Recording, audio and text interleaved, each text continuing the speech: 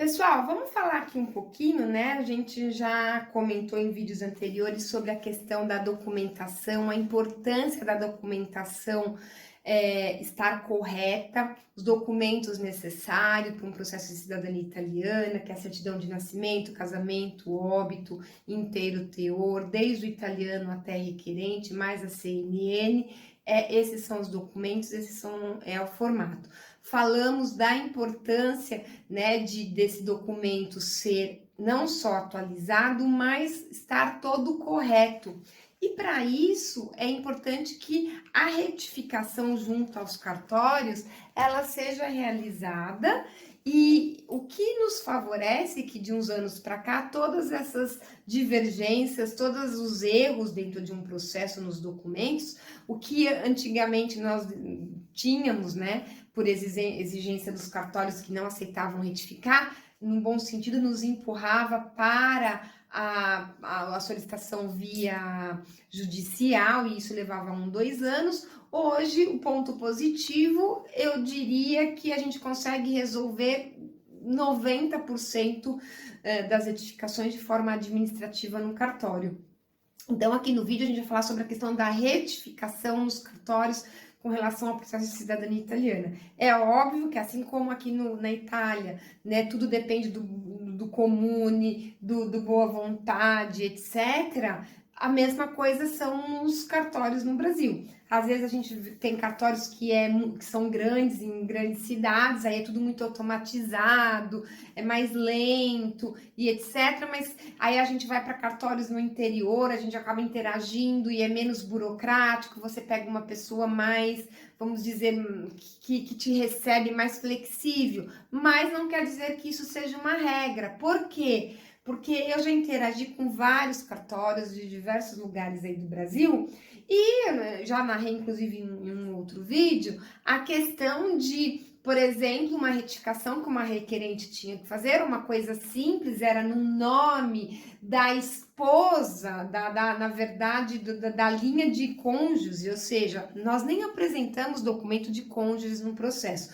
é só da linha reta de descendência, né? Mas como estava algo que soava muito chamativo, aquele erro, né, decidimos melhor retificar para deixar o processo 100% correto, mesmo sendo uma divergência na questão de informações da linha, da linha de cônjuge. E para surpresa, obviamente existia um outro ato jurídico, um outro documento que tem que comprovar o pedido, né, o que quer ser retificado. E foi erro do próprio cartório, né, que parte com erro e depois isso vai se estendendo para as demais certidões. E para surpresa, era um cartório do interior. Eu falei, bom, né, a experiência é positiva junto aos cartórios de pequenas cidades. Foi uma atendente que me atendeu, porque o oficial responsável, né, nem ficava presente o tempo todo, e ela exigia e batia o pé que ela queria 2 documentos jurídicos. Eu falei, mas não existe 2 documentos jurídicos. Se a pessoa não é casada, eu não tenho certidão de casamento, e para uma pessoa fazer a cidadania italiana, ela não é obrigada a ser casada, ela passa o direito a partir do momento que o filho nasce e ela reconheceu e registrou como filho, independente de ser casado. Então eu só tenho um documento que eu posso comprovar esse erro e é uma única certidão. Então não tem como eu criar um segundo documento, e até porque foi um erro estendido de cartório para cartório. E ela queria, não, mas a lei, eu falei, mas qual é essa lei? Ela não sabia me responder qual era a lei. Quando é um paradoxo, porque todos os outros cartórios não tinha esse tipo de exigência. Então teve que haver um posicionamento, né, bem acentuado junto a esse cartório para conseguir essa retificação, né? Porque senão ia ter que ser uma retificação via judicial e que impactaria em 1 ano, 2, e seria um bloqueio para a questão da cidadania italiana num curto espaço de tempo.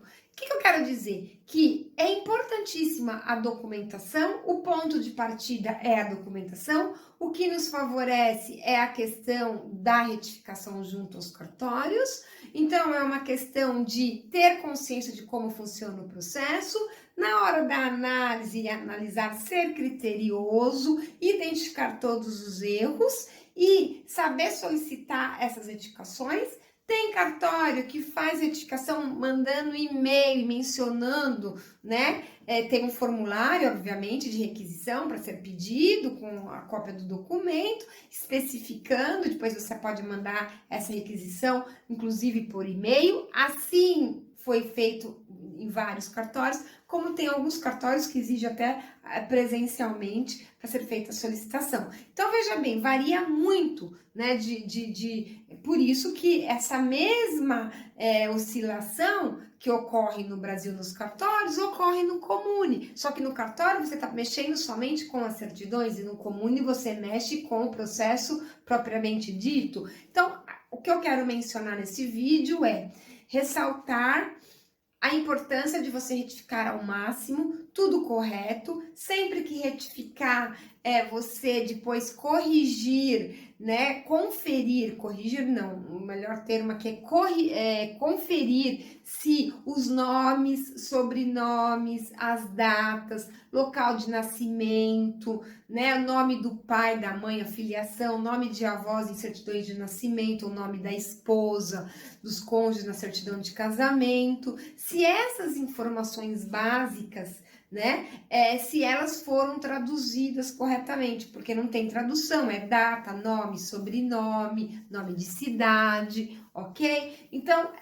são as informações importantes, principais, a serem conferidas inclusive numa tradução depois, num apostilamento, conferir na etiqueta os respectivos nomes do contraente de cada certidão. Mas com relação à retificação, quando for retificado, conferir também se essa retificação está justa, está correta, para depois esses documentos serem remetidos. Mas o mais importante, além de formalizar todos esses pedidos, né, ter na mão todas as certificações, é o passo 1, que é cuidado com não aceitar a primeira recusa do cartório ao não querer retificar.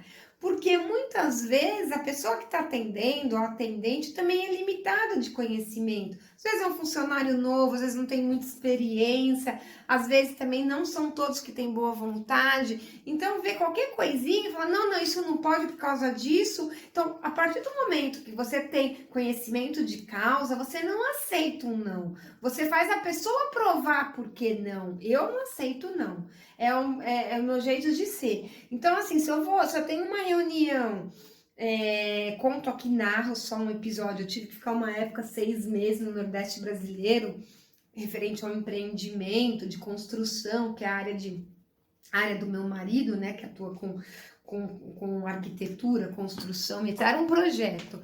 A minha área bancária, financeira, comercial, né, de formação de histórico profissional antes desses últimos anos de atuação com cidadania.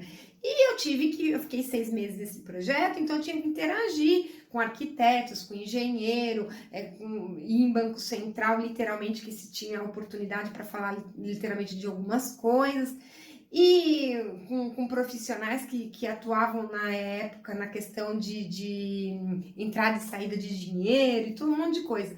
E eu não tinha domínio daquelas informações. Então, o que eu fiz?